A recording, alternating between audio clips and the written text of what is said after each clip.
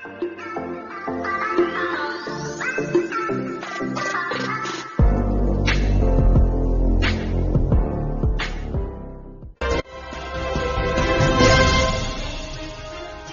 अतिथि शिक्षक दुखी हो जाता है, परेशान हो जाता है। हताश मत होइए, जीतता वही है जो लड़ता है, और हम लड़े थे तो जीते थे। दौड़ के हमारी बातों को पूरा करने के मोहित अग्रवाल जी आ गए हैं। हम लड़ाई को जीते तभी थे। अतिथि भाइयों, मध्य प्रदेश की हमारी शिक्षिका बहनों, आप लोग हताश हो जाते हो, नर्वस हो जाते हो। सब मंच पे आओ, सब चीज पहुंचो, इकट्ठे हो, क्योंकि ये आपके भविष्य का सवाल है। जब मैं नहीं डरता, मैं आप लोगों के लिए भोपाल जेल जाने तैयार हो गया था, आपके हक के लिए, और मैं कहीं पे भी जाने तैयार हूं। मैं तो सौभाग्य मानता हूं अपने आप को कि अगर मेरे को जेल डालने के बाद मुख्यमंत्री आपको नियमित कर दे तो मैं जेल में रहने तैयार हूं। लेकिन मैं अपने मध्य प्रदेश के अतिथि शिक्षक भाइयों को नियमित होते देखना चाहता हूं, और मैं करा लूंगा। बीच में कुछ विसंगतियां होती हैं, कुछ चंद लोग होते हैं जो आपको कभी कांग्रेस की तरफ, कभी भारतीय जनता पार्टी की तरफ डाइवर्ट करते हैं। भ्रमित मत होइए, लक्ष्य एक रखिए, क्योंकि बीजेपी, मैं तो एक बात और बोलूंगा, कांग्रेस की जो भी बात करते हैं, क्या दिया है कांग्रेस ने हमें? मैं जब कमलनाथ जी से मिलने गया था तो मुझे कमलनाथ जी ने सीधे सीधे बोला था कि अभी हमारे पास 4 महीने में मैं कुछ नहीं कर सकता। आप समझाइए अपने लोगों को। राम शुक्ला जी जुड़े हुए हैं। मैं आपको बता दूं कि हम कैसे विश्वास कर लें भारतीय जनता पार्टी पे, कैसे विश्वास कर लें कांग्रेस पे? इन्होंने छला है। एक बार हम ये कह सकते हैं कि भारतीय जनता पार्टी ने कम से कम हमारी 3 मांगे मानी, राजपत्र में हमें शामिल किया, हमारा मानदेय बढ़ाया, हमारे मानदेय को बढ़ाया, लेकिन कांग्रेस ने तो कुछ नहीं किया। 15 साल व्यापम परीक्षा का विरोध किया। मैं आपको बताना चाहता हूं कि 15 साल व्यापम परीक्षा का विरोध किया, भारतीय जनता पार्टी को मुर्दाबाद लगाया व्यापम परीक्षा के नाम पे, और जैसे ही उनकी सरकार बनी सबसे पहले उन्होंने व्यापम परीक्षा लागू कर दी। तो ये छलावा नहीं है तो क्या है? हमारे अतिथि शिक्षकों को, जो अतिथि शिक्षक पास हो गए हैं, आप देखिए कितना बड़ा षड्यंत्र होता है, जो अतिथि शिक्षक पास हो गए हैं उनको भी मेरिट लिस्ट के आधार पर बाहर किया जा रहा है। जितना अतिथि शिक्षक है कोई भी पास नहीं हो, किसी को भी अंदर नहीं किया जा रहा।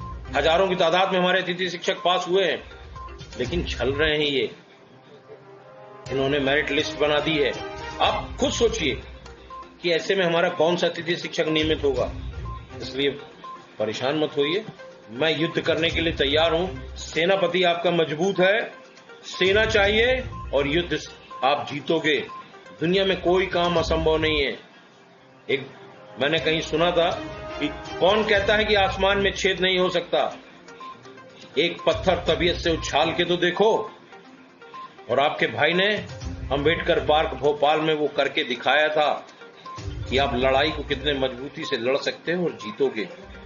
और जीतने की बात मैं आपको ये भी बताना चाहता हूं कि मैं हाथी को निकाल ले जाता हूं, रिंग से अंदर पास घुसेड़ देता हूं, वल्लभ भवन के अंदर घुसेड़ देता हूं, पीछे से पकड़ के कुछ चंद नेता जो पूंछ पकड़ के फिर बाहर कर लेते हैं अननेसेसरी की बातें करके। एक मांग, एक लक्ष्य, एक बैनर लगा दीजिए। आप देखिए अतिथि विद्वानों को मिला है, उनका 10 साल से मैं देख रहा हूं नेतृत्व करता एक है।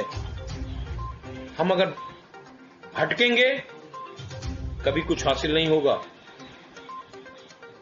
हमें लड़ाई को जीतना है। अलग अलग प्रकार के हर जिले से अगर मैसेज जाएंगे, वैसे 90% सही जाता है, लेकिन आपके ग्रुपों में सीआईडी वाले, आईबी वाले, इंटेलिजेंस वाले सब लोग जुड़े हुए हैं जो आपकी बात को अपडेट कराते हैं, आपकी बातों को सुनते हैं, और उसमें यह भी बताते हैं कि हमारे शिक्षक किस प्रकार की बातें कर रहे हैं ग्रुपों में। आपका सम्मान आपके हाथ में होता है, आपकी कलम में होता है। आपने देखा व्हाट्सएपों में आजकल आता है कि कई शिक्षकों, कई स्कूलों में जाते हैं, उनसे पूछते हैं कि भारत का राष्ट्रपति कौन है, नहीं बता पाते। उनसे नाम लिखवाया जाता है, नहीं बता सकते। इंग्लिश में एक लाइन लिखवाया जाता है तो नहीं कर पाते। ये विसंगतियां जब देखते हैं ग्रुपों में तो बैकफुट पे आते हैं, क्योंकि आईएएस आईपीएस लॉबी आपको बैठ के वॉच कर रही है, आपको देख रही है, नियमित आपके ग्रुपों में है। ये आपके अगर संज्ञान में नहीं है तो आज मैं आपको बताना चाहता हूं, आपकी शब्दावली ही आपका कद बनाएगी, आपको नियमित करेगी। इसलिए चिंता मत करिए, हम तैयारी कर रहे हैं। हमें सिर्फ आपका आशीर्वाद चाहिए, आपकी दुआएं चाहिए और आपकी ताकत चाहिए। किसी भी प्रकार से भयभीत मत होइए, भ्रमित मत होइए। ग्वालियर चुनाव जहां पे 13 सीटें हैं, 14 सीटें हैं लगभग उपचुनाव में,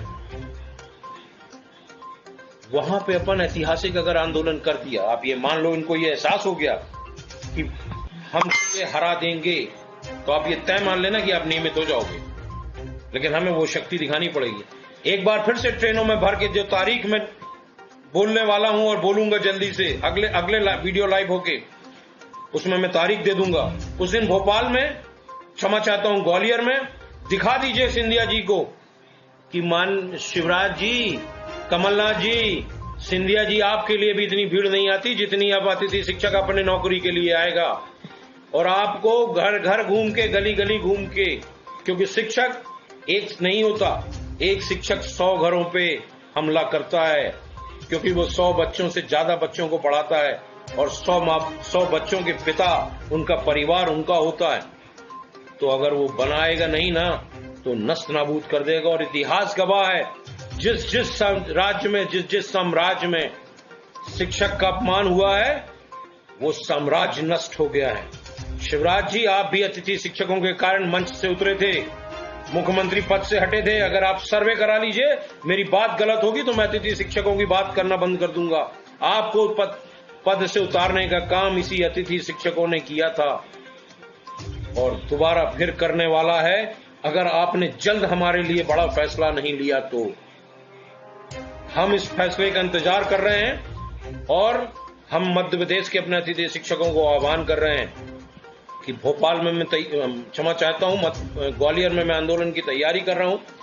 ट्रेनों में भर के गाड़ियों से, भले 2 दिन का एक दिन का आंदोलन करें, 2 दिन का आंदोलन करें। लालन भैया की जय हो, लालन भैया हमारे बड़े भाई हैं, देख रहे हैं। हम इस आंदोलन को इतना बड़ा बना देंगे ग्वालियर में कि सरकार हमारे हाथों से बनेगी और हमारे हाथों से बिगड़ेगी। ये बात इनको एहसास करा देंगे, जो अपन ने अंबेडकर पार्क में किया था जिस समय चुनाव थे। और आप चेक करा लीजिए, मैं शिवराज जी को इस माध्यम से बोलना चाहता हूं, आईटी इंटेलिजेंट अगर हमारी बात सुन रही है और देख रही है, 100% देख रही होगी, तो मैं उनको बताना चाहता हूं, सर्वे करा लीजिए। आपकी 32-33 सीटों पे आप 3000, 3200, 3500, 2000, 2500, 5000, 4000 वोटों से हारे हैं। वो सिर्फ अतिथि शिक्षकों के कारण हारे हैं। इसलिए हमारा अतिथि शिक्षक थक चुका है आंदोलन, धरना प्रदर्शन। अब हम चाहते हैं कि आप हमारे अतिथि भाइयों को नियमित कर दें। हमारा मध्य प्रदेश का अतिथि शिक्षक आपके साथ खड़ा हो जाएगा। अभी आप मुख्यमंत्री हैं, आप अगर ये बोलेंगे कि हम उपचुनाव के बाद करेंगे, हम आप पे विश्वास नहीं करेंगे। हमें अभी करिए, अभी आपका समय है।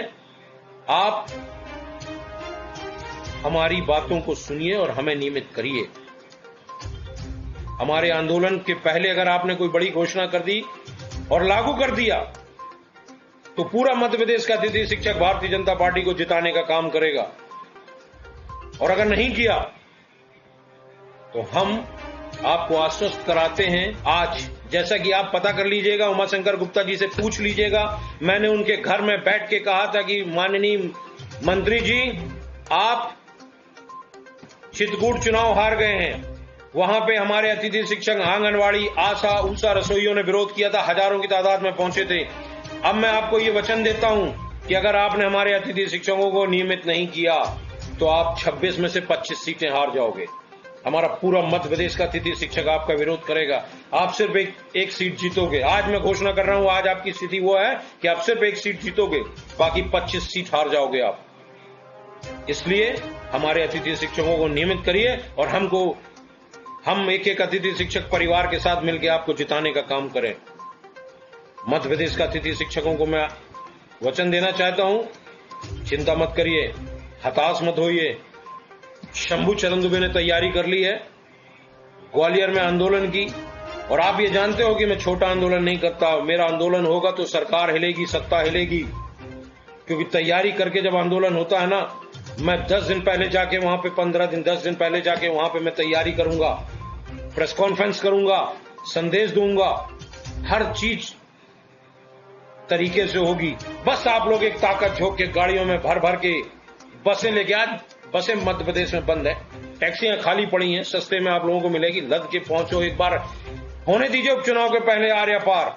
और इस बार जेल शंभू चरण दुबे अकेले नहीं जाएगा, इस बार मध्य प्रदेश का अतिथि शिक्षक भी अगर इन्होंने नहीं किया, या तो नियमित होंगे या जेल भरो आंदोलन करेंगे उसी ग्वालियर के ग्राउंड से। ये आप लोग तैयारी करिए। आपका भाई शंभू चरण दुबे सदैव आपके साथ है।